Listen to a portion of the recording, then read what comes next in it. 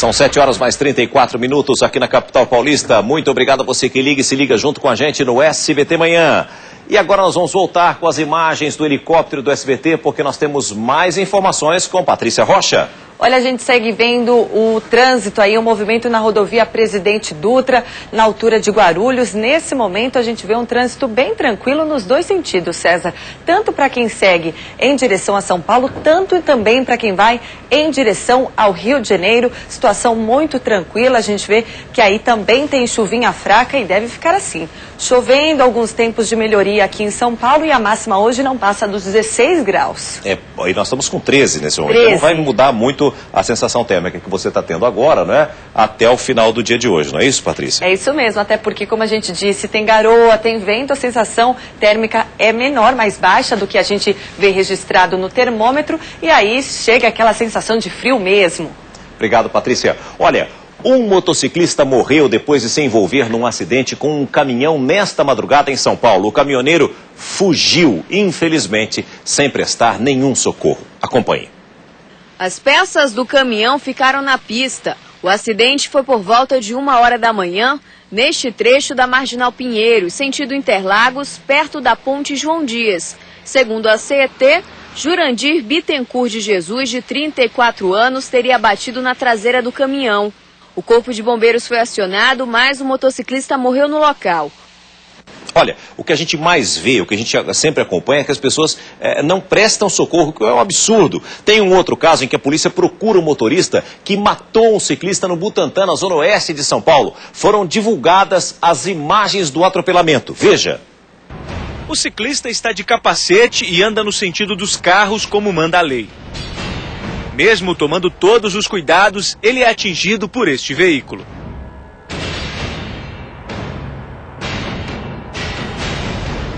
A vítima é o cozinheiro José Aridelson Lima, de 37 anos. O acidente aconteceu na madrugada de domingo, quando ele voltava para casa depois do trabalho. O motorista que atropelou José Aridelson fugiu sem prestar socorro. O corpo do cozinheiro foi encontrado pelo irmão da vítima, que passava por aqui na hora do acidente. Quando eu parei para prestar socorro, aí foi que eu vi que era meu irmão, e aí, putz, na hora não deu nem para pensar direito. José Aridelson era funcionário deste restaurante. Todos os dias ele ia trabalhar de bicicleta. Como é que a gente vai viver sem ele? O Natal sem ele? Por causa das imagens, a polícia já sabe que o carro andava acima da velocidade permitida na rua. E investiga se o motorista estava embriagado.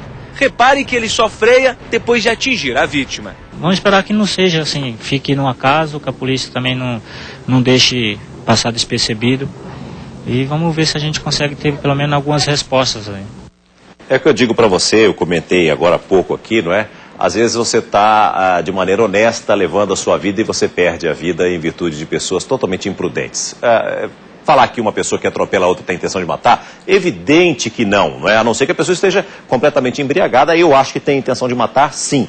O que a gente mais assiste aqui são casos em que motociclistas e ciclistas, principalmente, perdem a vida, muitas vezes pela falta de socorro. Você vê que o irmão que trabalhava com ele no mesmo restaurante, né, voltava para casa, o irmão, sem saber quem era, tentou socorrer. Quer dizer, uma pessoa que não tem nada a ver com a história tenta socorrer. Quem provocou o crime nesse carro aí, e pelas imagens você viu que ele já estava acima da velocidade permitida pela lei, o ciclista estava de capacete, estava andando da mão direita e na mão dos carros como manda a lei. Tudo perfeito. Mesmo assim, esse rapaz, um trabalhador honesto, você viu o desespero dos familiares, evidentemente, como é que vai viver sem ele? Esposa, filho, todo mundo, né? Perde a vida de maneira banal, e é o que eu sempre digo, nós tivemos o caso do David aqui, que teve o braço arrancado, o rapaz dirigindo completamente embriagado, em zigue-zague, na Avenida Paulista, invadiu a faixa exclusiva para os ciclistas, reservada aos domingos, arrancou, decepou um pedaço do corpo desse rapaz, desse trabalhador, jogou no rio, e mesmo assim está em liberdade. A nossa lei favorece essas pessoas, não é? O cara teve a intenção de matar? Se o cara está bêbado, na minha opinião, teve a intenção de matar sim, e a nossa lei precisa mudar com relação a isso, porque senão nós vamos ver crimes acontecendo um atrás do outro. Nós tivemos, se não me falha a memória, nós mostramos ontem, né? Foi mais de 50 mortes de ciclistas registradas aqui em São Paulo num período de um ano. É praticamente a morte de um ciclista por semana aqui em São Paulo. É um número também assustador, mas ninguém faz absolutamente nada para mudar a lei, nem com relação aos criminosos, aos bandidos, né, aos latrocínios, a essa criminalidade crescente que nós vemos em São Paulo, mas também com relação à impunidade nesses casos em que os motoristas sequer prestam socorro. Você acompanhou aí a morte de um motociclista na Marginal e também de um ciclista no Butantã aqui em São Paulo. É lamentável. Vamos acompanhar a sua opinião, está na hora do Na Boca do Povo.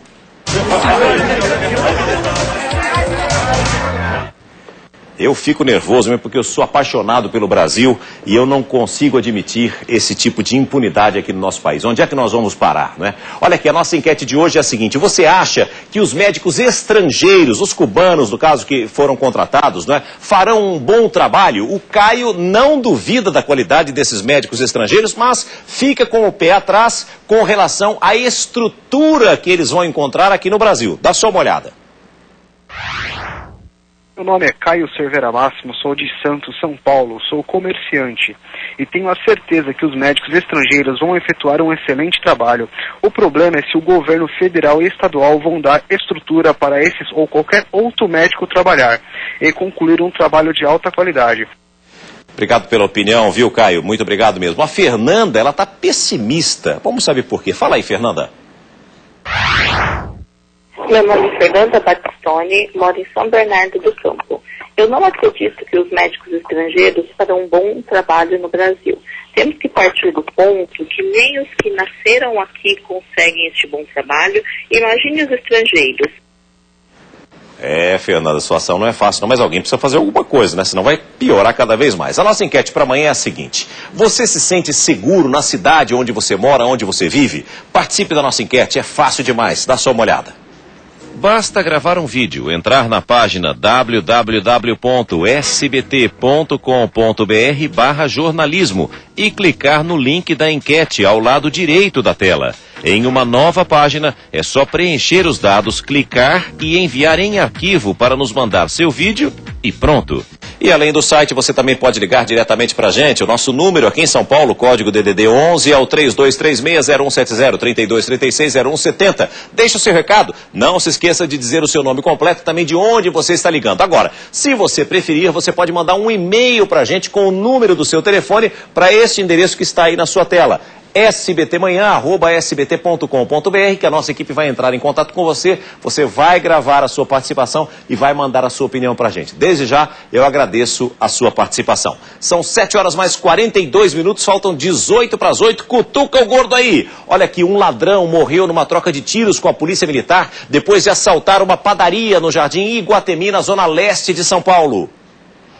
3 criminosos invadiram o local e renderam clientes e funcionários. O trio recolheu dinheiro do caixa, objeto dos fregueses e mercadorias. Na saída da padaria, os ladrões tentaram assaltar um homem, que era um policial militar que estava de folga. O PM reagiu e houve troca de tiros. Um assaltante morreu, os outros 2 conseguiram fugir. Também na zona leste de São Paulo, criminosos atropelaram 3 pessoas. Os ladrões fugiam da polícia num carro roubado quando invadiram o ponto de ônibus. Uma jovem de 15 anos está internada em estado grave. As outras 2 vítimas tiveram ferimentos leves. 2 suspeitos foram presos e um conseguiu escapar. Foi preso o 3º suspeito de envolvimento no assassinato de um casal de guardas civis em Mairinque, interior de São Paulo. Ronaldo França, de 28 anos, foi encontrado na zona leste de São Paulo. O crime foi no início de agosto. O filho do casal também foi baleado e continua internado. O dinheiro da venda da casa da família pode ter sido o motivo do crime. A polícia procura por mais 2 suspeitos. A gente espera que todos possam ser presos, sem dúvida nenhuma, com esse caso que assustou a gente também aqui, viu? São 7 horas e 43 minutos, vamos saber onde está o helicóptero do SBT? Vamos às informações de Patrícia Rocha. César, a gente sobrevoa agora a rodovia Ayrton Senna, mais um ponto que tem garoa aqui em São Paulo. A gente vê aí a garoa fina que cai nesse momento e tem trânsito lá embaixo em direção ao interior do estado aí pela rodovia Ayrton Senna. Já para quem vem para São Paulo, a situação é um pouco mais tranquila. Na verdade, a gente vê ali um ponto de parada, um acidente. Olha, é um flagrante, viu, César? A gente aproximou a imagem e só percebeu agora esse acidente que causa toda essa lentidão, que parece aqui um um caminhão aí, baú, enfim, um caminhão de pequeno porte que tombou, né? Até que leva ali, enfim, a gente não consegue ver ali o material, acho que é sorvete, viu? Ele tombou e aí os carros que vão em direção ao interior enfrentam lentidão nesse ponto, porque 2 faixas estão interditadas e aí a gente já vê todo o congestionamento que segue em direção ao interior do estado. Agora, aqui em São Paulo, nas ruas e avenidas monitoradas pela CET, o índice de congestionamento chega a 58 quilômetros de lentidão, já é alto, viu? E o rodízio permanece, vale lembrar sempre para os esquecidos, hoje não podem circular os carros com quais finais, Patrícia? 13 e 4 até as 10 da manhã e o rodízio volta à tarde, né? Das 5 da tarde às 8 da noite, não é só de manhã não, então tem que ficar atento e lembrar ao longo do dia que é rodízio do seu carro. E a Patrícia já informou e eu confirmo mais uma vez para você, neste momento nós temos 13 graus de temperatura aqui na Grande São Paulo, máxima de apenas 16 graus, está saindo de casa agora? Não esqueça de levar o agasalho e essa garoa deve permanecer durante toda esta terça-feira. Faltando 15 para as 8. Agora, olha, tem novidade na investigação do massacre da família Pesseguini. Um advogado que acompanhou a perícia disse que Marcelo matou os pais, a avó e a tia-avó em apenas 10 minutos. Os tiros foram ouvidos entre 00h20 e 00h30 do dia 5 de agosto. O advogado também disse que o sargento da rota, Luiz Marcelo Pesseguini, foi o primeiro a ser morto. 6 minutos depois, a mulher, a cabo da PM, Andréia Pesseguini. Em seguida, Marcelo foi a outra casa e matou a tia-avó e a avó. Ontem, policiais militares que trabalhavam com Andréia prestaram depoimento. O ex-comandante disse que não sabia da denúncia que teria sido feita por Andréia de roubos de caixas eletrônicos envolvendo PMs. Na época em que eu comandei lá, eu não recebi nenhuma denúncia. 43 pessoas já foram ouvidas no inquérito. Os amigos de Marcelo vão prestar novos depoimentos. Os laudos da perícia devem ficar prontos ainda nesta semana. Com a vinda dos laudos, não significa que o caso está encerrado. Mas ao que indica, a dona Elizabeth Sato, que é uma profissional muito competente, está no local onde ela merece estar realmente, todo mundo tem admiração por ela, né? Eu tenho certeza vai esclarecer esse caso que, sem dúvida, chamou a atenção de todo o Brasil. Nós vamos voltar a conversar agora ao vivo com o repórter João Fernandes sobre esse assunto da violência em São Paulo de uma forma geral. Nesse caso da família Pesseguini, fica cada vez mais evidente, parece, apesar de eu não acreditar, e eu tive com o Major Olímpio aqui no estúdio também, eu sentia que ele também não estava ainda muito... É certo de que realmente foi o menino, mas parece que, acho que foi o menino mesmo, viu, João? Parece que a perícia vai indicar isso, não é? Para a Polícia Civil, pelo menos, César, ela não tem dúvida de que foi o pequeno Marcelo Pesseguini, de 13 anos, que matou a família inteira, né? O pai, a mãe, a avó e a tia-avó, depois atirou contra a própria cabeça. Como o próprio presidente da Comissão de Segurança Pública da OAB, Dr. Arlis Gonçalves Júnior, disse, né? Que foi o menino quem atirou e durante esse período de 10 minutos, ou seja, em 10 minutos ele atirou no pai, na mãe, depois na avó e na tia-avó. Major Olímpio, o senhor acredita que isso realmente foi possível? Foi o menino realmente quem matou a família inteira e depois se matou, Major? Eu não acredito que foi o menino Marcelo. Entendo, meu amigo, doutor Arlis, compomos juntos a Comissão de Segurança Pública da OAB, mas entendo como uma precipitação. E esse lapso temporal que se diz em relação às 4 mortes torna muito mais improvável que o menino pudesse realizar isso. Então ele matou o pai e depois, no intervalo de 10 minutos, então ele subjugou a mãe, não houve reação nenhuma das outras pessoas em relação ao impacto. Isso coloca mais interrogações ainda. E eu continuo afirmando, é necessário agilidade, já são 20 dias e nós não temos esses laudos.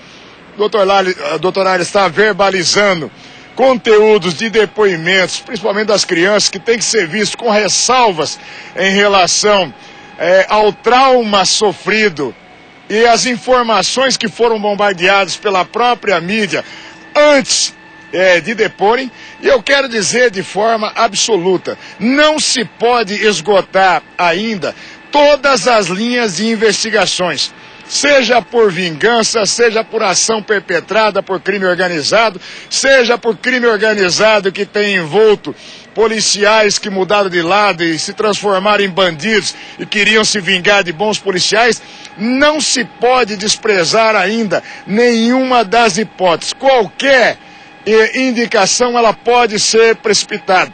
E mesmo o local de crime, mesmo o posicionamento dos corpos, colocam muitas interrogações que têm que ser respondidas tecnicamente. Uma delas, Major, são várias perguntas, como o senhor disse. Uma delas, a arma usada pelo pequeno Marcelo para atirar contra a própria cabeça, estaria ou não na mão dele? Porque é uma .40, uma arma de grosso calibre, também de forte impacto. Ela estaria ou não na mão dele depois do disparo? Aquela cena poderia ter sido montada, Major? Poderia ter sido montada sim. Pode, numa circunstância, quando há um disparo nessas condições, do suicídio, ter o chamado espasmo plástico, que é uma contração violenta, uma última contração violenta da musculatura, e permanecer essa contração, e não seria uma situação onde a mão estava aberta e o dedo preso no guardamato que envolve a tecla do gatilho, ou então a arma de forma brusca, ela ter se deslocado violentamente, no sentido contrário do disparo. Não aconteceu nenhuma dessas circunstâncias. Eu conversando com legistas que analisaram as fotografias, disseram exatamente de não ser possível uma situação intermediária. Por isso que o que nós queremos é o esclarecimento da verdade. É a busca minuciosa nos laudos, no campo de prova. E não simplesmente se tentar passar para a opinião pública algo que possa não ser a verdade, que possa trazer conveniência à estrutura de segurança pública. Olha, foi passional, uma tragédia, foi o menino. Mas nós não podemos desprezar. Se foi uma ação organizada por marginais ou por policiais travestidos, e policiais, se não investigarmos a fundo, nós podemos estar dando guarida para o crime perfeito. E isso é inaceitável nesse momento. Vamos com calma, com paciência, buscando elementos de convicções, buscando sim todas as vertentes. Para mim, está muito longe do esclarecimento desse crime. Os laudos, eles podem trazer, na verdade, outras linhas de investigação para a polícia, Major? Sem a menor dúvida. O ambiente, o local do crime vão indicar muitas situações. O posicionamento dos corpos, o tempo estimado da hora das mortes, tudo isso poderá definir ou dar um novo direcionamento à investigação. Mas não se pode desprezar nenhuma das linhas de investigação. Não dá para dizer, foi o menino. Ok, muito obrigado, Major. César? Bom, em primeiro lugar, eu quero dizer que a opinião do Major Olímpio, que é especialista em segurança, é muito importante. É uma pessoa que tem um enorme respeito por parte de toda a corporação da Polícia Militar, em virtude dos anos e de tudo aquilo que ele fez durante o período em que esteve na ativa, não é?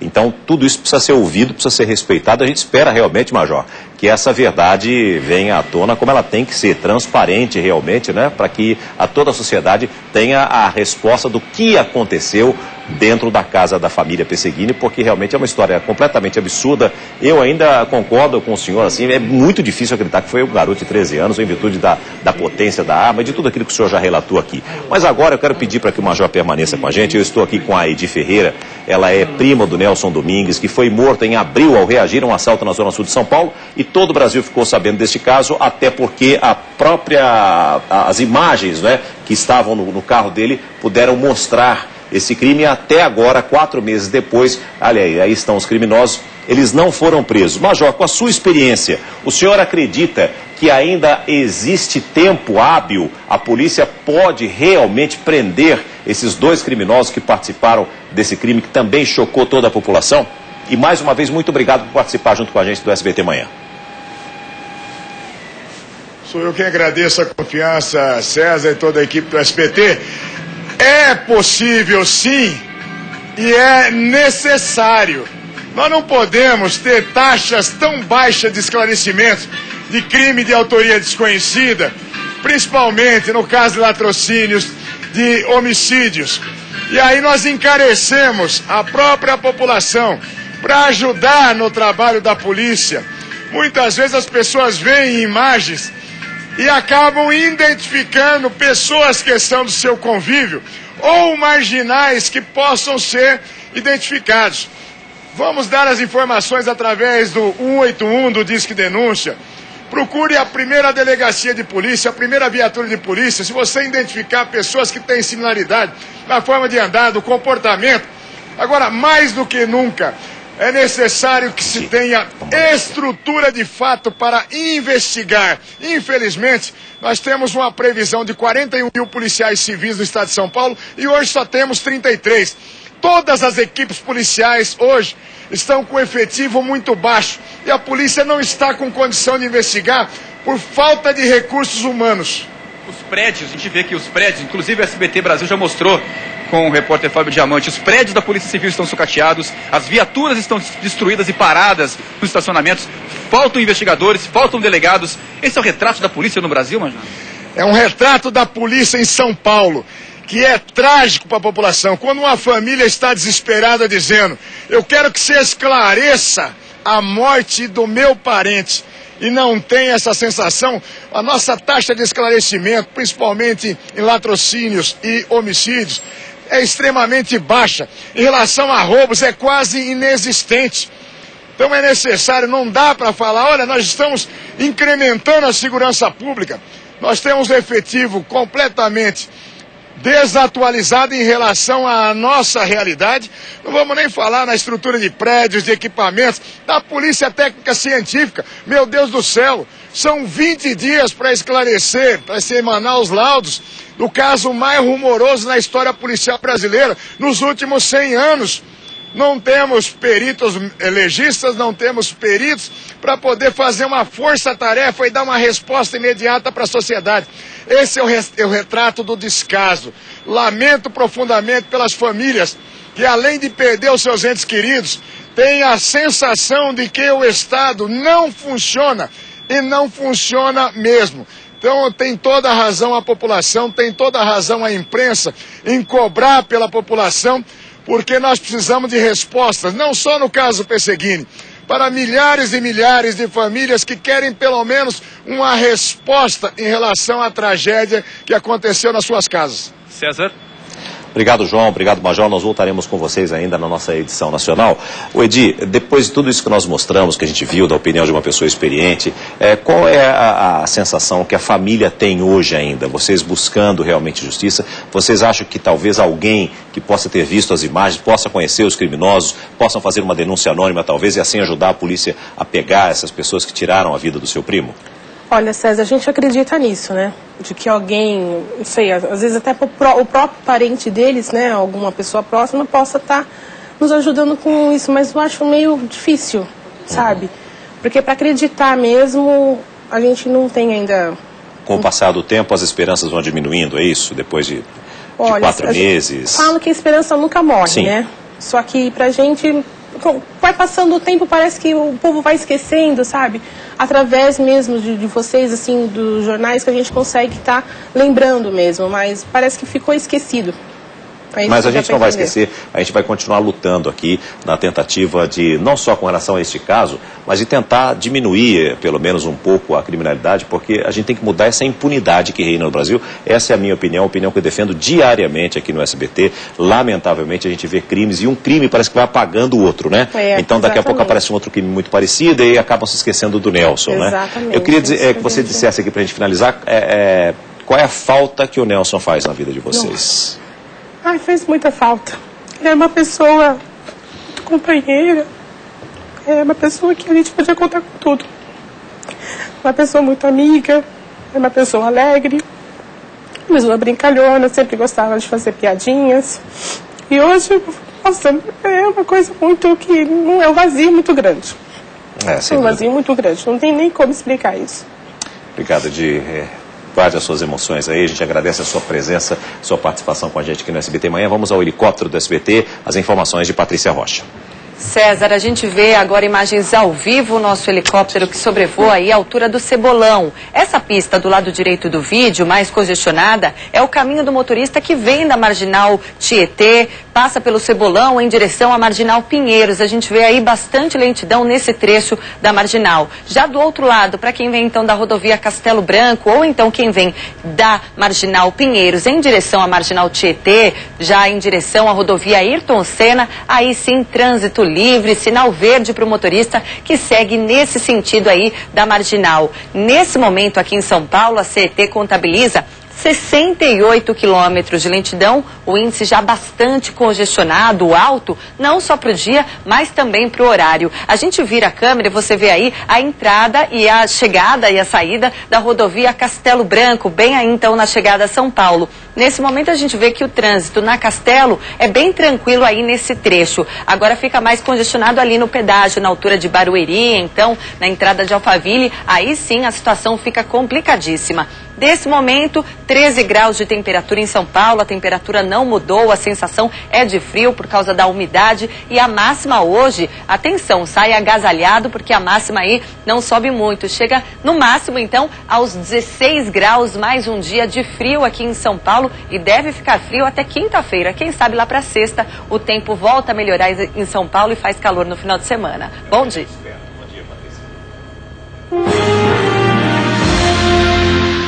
Muito bom dia para você que estava com a programação local da sua região, para você que já estava com a gente também, que continua, né, com o SBT Manhã, edição nacional até às 9 horas. Muito obrigado pela companhia, pela preferência e pela grande audiência.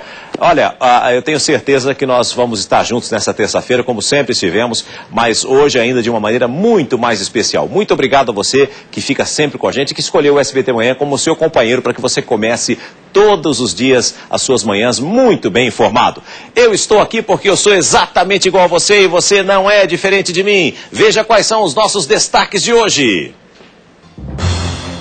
Violência em São Paulo. Estudante é morta em tentativa de assalto na Zona Leste. Quando nós chegamos, ela estava inconsciente, o carro estava trancado, com os vidros fechados.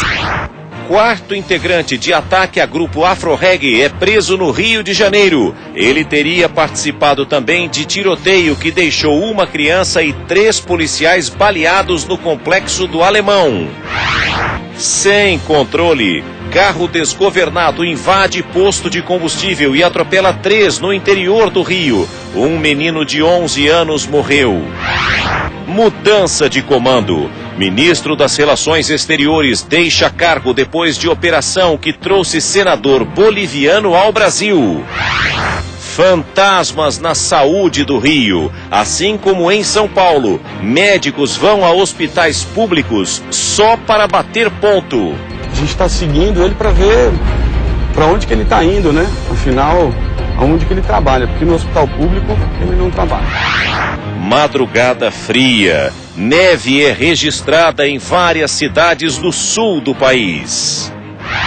E o adeus ao goleiro Gilmar dos Santos Neves. Foi, sem dúvida, o maior goleiro de todos os tempos do futebol brasileiro. E no Rio de Janeiro, a polícia prendeu ontem à noite o 4º suspeito de atacar uma UPP do complexo do Alemão. O tiroteio foi na semana passada e deixou inclusive uma criança e 3 policiais baleados. A Liane Borges é quem traz as informações pra gente. Ô Liane, bom dia. Esses detidos também teriam sido os autores de um ataque à sede do Afro-Reg, é isso mesmo?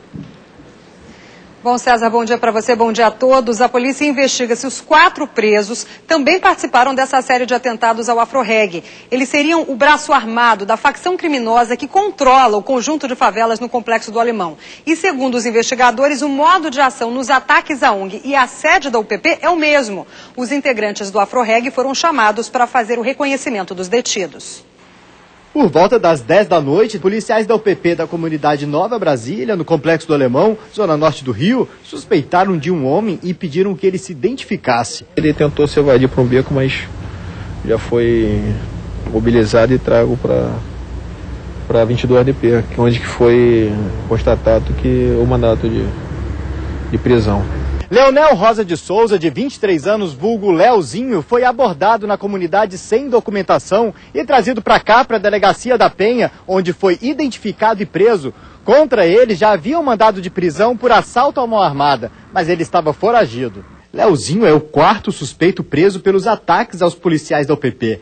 No final de semana, 3 outros suspeitos foram presos no Complexo do Alemão. Eles foram reconhecidos pelos 3 PMs feridos durante um ataque à unidade de polícia pacificadora na semana passada. Além dos PMs, um garoto de 12 anos também foi atingido. Outros 2 traficantes que tiveram a prisão decretada continuam foragidos. Por enquanto, todos os suspeitos serão indiciados apenas pelo ataque ao UPP, mas também podem responder pelo ataque da sede do AfroReg, assim que forem reconhecidos por integrantes da ONG. Para a polícia, há fortes indícios de que eles também estejam envolvidos neste caso. O modus operandi, a facção criminosa a que eles pertencem, o braço armado do tráfico, tudo leva a crer que também eles possam ter participado do ataque à sede do AfroReg. O diretor do AfroReg, José Júnior, ainda não reconheceu os presos, mas no Twitter afirmou que a polícia apreendeu mais 3 suspeitos do ataque à ONG.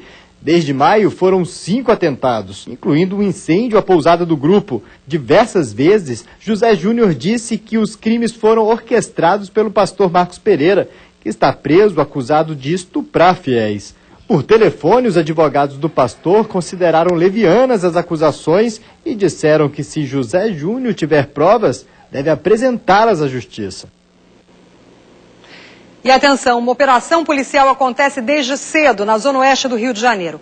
O repórter Eduardo Oliveira mostra com exclusividade como o tráfico de drogas age na região. Ele e a nossa equipe de reportagem chegaram a ficar agora há pouco no meio de um tiroteio. Vamos ver.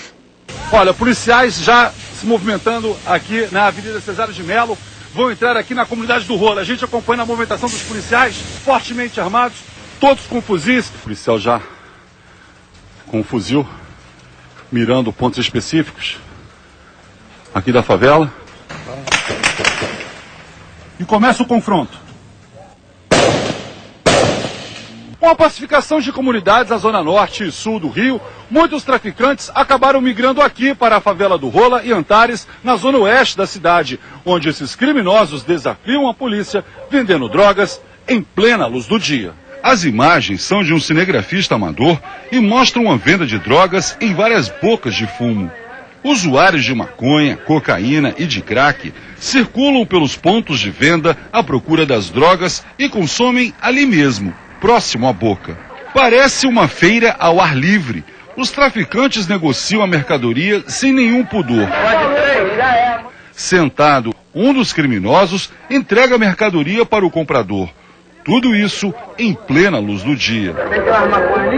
Nestas imagens feitas na estação de trem Tancredo Neves, em Santa Cruz, os usuários transitam sem nenhum problema. Nesse momento a situação é tranquila lá em Santa Cruz e a polícia continua no local.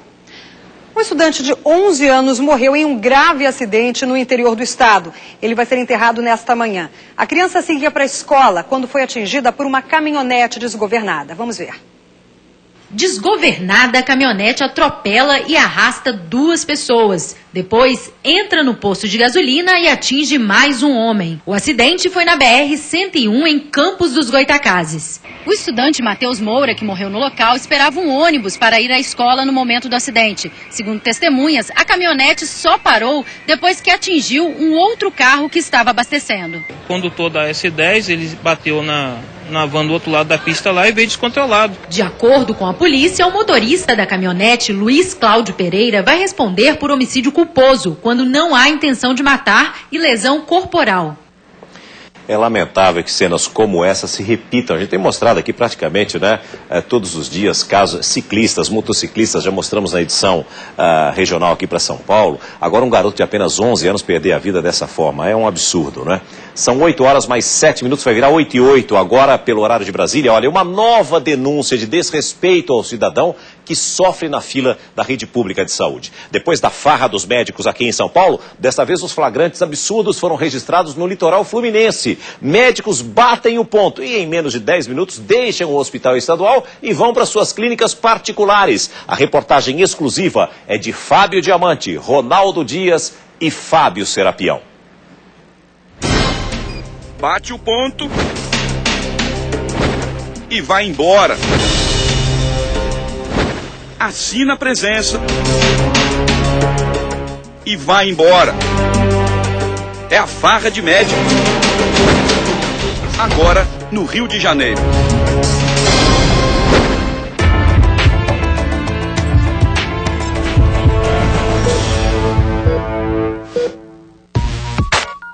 O Hospital Estadual Roberto Chabo fica na região dos Lagos, em Araruama. É o mais importante, usado por moradores de 11 cidades, um total de 770 mil habitantes. Aqui de fora, tudo parece bem, só parece. Quer conhecer os médicos que trabalham aqui? Vamos lá. Esse é o doutor Hélio Luiz Valente Rolim, um anestesiologista. Segundo o Cadastro Nacional de Estabelecimentos de Saúde, ele trabalha 111 horas por semana, quase 16 horas por dia, de domingo a domingo. Mas na prática é assim. Quarta-feira, dia 21 de agosto, pouco antes das 8 horas da manhã, doutor Rolim chega. Vai até a sala dos recursos humanos e bate o ponto com a digital. Minutos depois, o médico sai e vai embora. Enquanto isso, lá dentro, pacientes esperam. Tá demorando um pouquinho, mas é isso mesmo, né? E tudo acontece ao mesmo tempo. Os médicos fantasmas chegam entre 20 para as 8 e 8 e meia da manhã. Esse que acabou de sair é Benevuto de Mesquita Soares. 13 empregos, 143 horas de trabalho por semana, mais de 20 horas por dia. O médico que está nesse carro branco aqui bem na frente da gente, ele é um cirurgião e ele veio para o hospital ontem de manhã, bem cedo, mais ou menos esse horário, uma terça-feira, bateu o ponto, foi embora e agora no dia seguinte, 24 horas depois, ele veio bater o ponto e foi embora de novo. Ele tem plantão de 24 horas no hospital público e claro que ele não fica trabalhando. A gente está seguindo ele para ver para onde que ele está indo, né? Afinal, aonde que ele trabalha, porque no hospital público ele não trabalha. Olha, o médico pegou uma estrada que deixou a cidade de Araruama, onde fica o hospital, e ele está indo sentido Saquarema, que é uma outra cidade que fica próximo daqui, mais ou menos uns 20 quilômetros. Vamos ver onde ele vai agora. O médico para na cidade de Bacaxá. Olha o doutor aqui, ó. Veio nessa clínica particular, ó.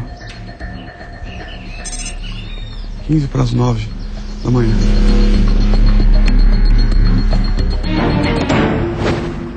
Então, é assim que fica a saúde pública do país. De volta ao hospital de Araruama, a rotina vergonhosa se repete todos os dias. Só mudam os personagens.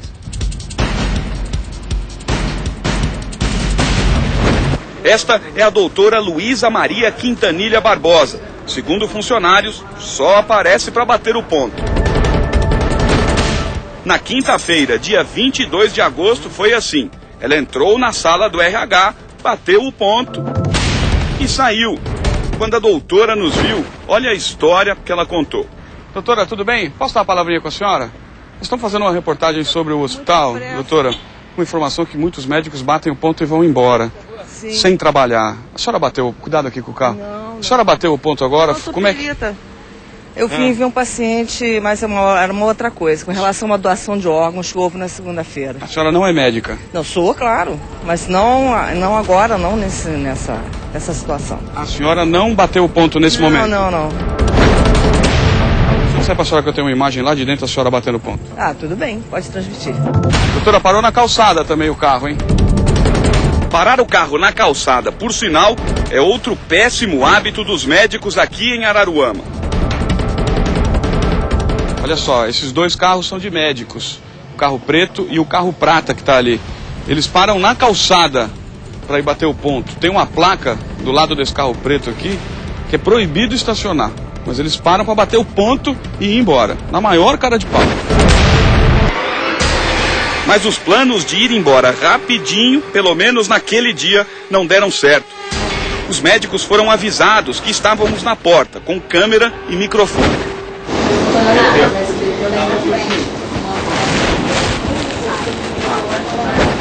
E eles não puderam sair, também não trabalharam, só pensavam numa forma de sair dali sem serem filmados. O pessoal queria sair por trás, eu falei, só se eu tocar as autoridades, sair por trás vai dar problema. Nessa hora, chega o doutor Rolim. Lembra dele? Aquele que trabalha quase 16 horas por dia. Veio bater o ponto de novo. Doutor Rolim, tudo bem? O senhor está chegando para trabalhar agora? Não, só vim aqui ver um paciente aqui. Ah, tá. Doutor, a gente está fazendo uma reportagem sobre médicos que batem o ponto e vão embora, não trabalham. O senhor está sendo citado, nós temos imagens do senhor batendo o ponto e indo embora, voltando, batendo o ponto e indo embora no dia seguinte. Como é que funciona o seu trabalho aqui, doutor, para eu entender? Trabalho de sobreaviso. No meio da explicação, o telefone toca. Alô? Exato. Tudo bem? Mas recebe? Não vai embora, não. Tô passando aqui agora. Não, mas vem aqui, doutor. Fala comigo. Não, eu espero. É que aí se o senhor passar daí... Estão avisando o senhor retorna? Avisaram. Já avisaram lá de dentro, tem uns 4, 5 médicos numa sala lá, com medo, tomando café. Já avisaram o doutor Rolim do que está acontecendo. Agora preste atenção na conversa que acontecia lá dentro. Eu não estou entendendo, tem um funcionário isso, dando os bois da quarta, doutor Rolim, abordaram ele pelo nome, eu não vou sair. É hora então de fazer cumprir a lei, ou pelo menos uma delas. Se você parar o carro na calçada, vai tomar uma multa, não vai? Então... Os carros estão parados aqui em cima da calçada há mó tempo. Pode? Não... Nós estamos vindo até para poder atuar. Ah, é? Então tá bom. Multa nele, seu guarda. O dono de um dos carros sai. É o médico Leonardo de Moura Ferreira, que tentou se explicar. Você pode dar uma palavrinha? Mas o senhor para aqui na calçada, doutor? Pode? Paro sim, porque minha esposa vai pegar meu carro daqui a pouco. Ela tá de... Ah, é? Ela troca o meu carro. Doutor, que a gente está fazendo uma reportagem sobre os médicos que batem o ponto e vão embora. O senhor está citado aí, inclusive com imagens, de que o senhor bate o ponto e vai embora. É isso mesmo, doutor? Não tem essa conduta aqui, não. Eu sou coordenador, então eu faço diversas idas e vindas. A única coisa de errado, então, é o seu carro na calçada, doutor. O resto tá tudo certo. Na realidade, a gente deixou isso aqui para dinamizar a coisa, entendi. Entendeu? Dinamizar significa que a esposa do doutor saiu de casa para tirar o carro dele da calçada. O outro médico, José Gomes de Carvalho, mandou um funcionário retirar o carro. O carro do senhor estava fora?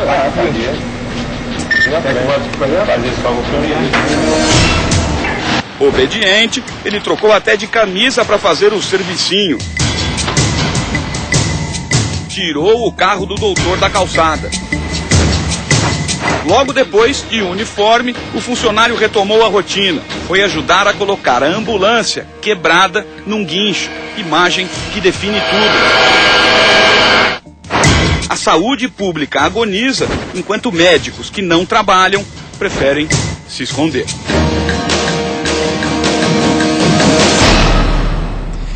Olha, eu sempre digo isso aqui e volto a repetir, não é? O Fábio Diamante é, sem dúvida, um dos melhores repórteres da televisão brasileira. Se não for o melhor, né? Quando eu falo do Fábio Diamante, evidentemente, eu estou falando de toda a equipe dele. Cinegrafistas, produtores, né?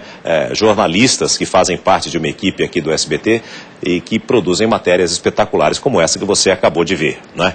Quando a gente fala aqui de médicos estrangeiros, também por esse motivo, né? Porque o pessoal aqui no Brasil, isso aí não é um problema só do Rio de Janeiro, não. O próprio Fábio Diamante já mostrou esse problema na saúde aqui em São Paulo e isso com certeza acontece em muitos lugares de todo o Brasil.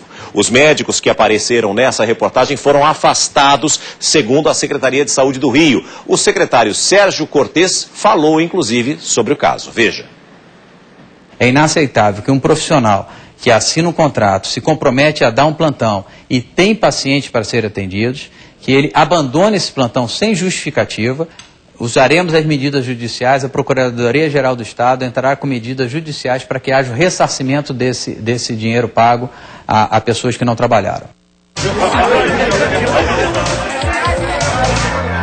Antes de ouvir a sua opinião, só quero fazer um pedido a você de todo o Brasil, você que acompanha o SBT, você que tem um carinho gigantesco por todos nós, por todos os nossos programas, por todos os nossos telejornais. Com a sua ajuda é que a gente pode fazer matérias como essa. Se você trabalha numa repartição pública, seja ela qual for, não apenas no campo da saúde, não, né? E você sabe que tem funcionários fantasmas, que tem um desrespeito com você, que é trabalhador honesto, digno, que cumpre o seu papel, denuncie, mande um e-mail pra gente, né? Você não vai ser identificado, sem dúvida nenhuma, uma denúncia anônima para que nós possamos fazer uma matéria como essa que você acabou de ver e que a gente possa tentar, pelo menos, minimizar. Solucionar nós não vamos conseguir, mas minimizar esse problema grave aqui no Brasil. O e-mail pode aparecer agora na sua tela. O nosso e-mail é o sbtmanhã@sbt.com.br, sbtmanhã@sbt.com.br, mas você pode entrar no site do jornalismo do SBT, que é o sbt.com.br/jornalismo, e ali você navega em qual telejornal da sua preferência, onde você quer fazer a sua denúncia e nos ajudar a fazer matérias importantes como essa que você acabou de ver do Fábio Diamante. São 8 horas e 19 minutos, vamos virar daqui a pouquinho para 8h20. A nossa enquete de hoje é sobre a vinda dos médicos estrangeiros. Você acha que eles vão fazer um bom trabalho aqui no nosso país? Vamos ver o que pensa o Reinaldo, lá do Rio de Janeiro. Fala aí, Rei! Meu nome é Reinaldo Nogueira de Souza, morador do Rio de Janeiro, trabalho no hospital Almoxarife, e sim, com certeza, os médicos que estão vindo lá de fora farão um excelente serviço para a nossa região. Já os que estão aqui no Brasil nada fazem e quando vem bate ponto vai embora. É a mais dura realidade. Reinaldo, eu disse, fala aí, Rei, porque era como eu costumava chamar meu irmão, que eu perdi, infelizmente, há exatos 12 anos atrás. Também se chamava Reinaldo, eu sempre chamava ele de Rei. E ele continua reinando aqui no meu coração. Olha, o Leonardo de Tocantins tem certeza da eficiência dos médicos estrangeiros, não é isso? Eu tenho certeza que esses médicos que estão vindo, eles vão fazer um excelente trabalho. Porque eles estão deixando as suas localidades para vir ao Brasil, para trabalhar, para cuidar de vidas. É verdade. Já que os próprios brasileiros não querem trabalhar, tem que contratar estrangeiro, né? A Marlene também está otimista, não é isso, Marlene? Fala aí com a gente. Meu nome é Marlene Crespo, eu moro em Pelotas, Rio Grande do Sul. Eu sou a favor dos médicos estrangeiros virem ao Brasil, porque eles vão vir com vontade de trabalhar. Vontade, Marlene, que está faltando para os próprios brasileiros aqui, não é verdade? São 8 horas mais 21 minutos pelo horário de Brasília. Olha, para amanhã nós queremos saber, você se sente seguro na cidade aí onde você mora, onde você vive? Participe da nossa enquete, veja como é fácil. Basta gravar um vídeo, entrar na página www.sbt.com.br/jornalismo e clicar no link da enquete ao lado direito da tela. Em uma nova página, é só preencher os dados, clicar e enviar em arquivo para nos mandar seu vídeo e pronto. E além do site, você também pode ligar diretamente para a gente. O nosso número aqui em São Paulo com o código DDD 11 é o 32360170, 32360170. Deixe o seu recado, não esqueça de dizer o seu nome completo e também de onde você está ligando, porque nós queremos ouvir opiniões de todo o Brasil. Se você preferir, pode mandar um e-mail para a gente também com o número do seu telefone para este endereço, sbtmanhã@sbt.com.br. A nossa equipe vai ligar, vai entrar em contato com você, vai gravar a sua participação e você vai participar junto com a gente com a sua opinião. E mais uma vez, antecipadamente, eu já agradeço por você estar participando junto com a gente. Muito obrigado mesmo.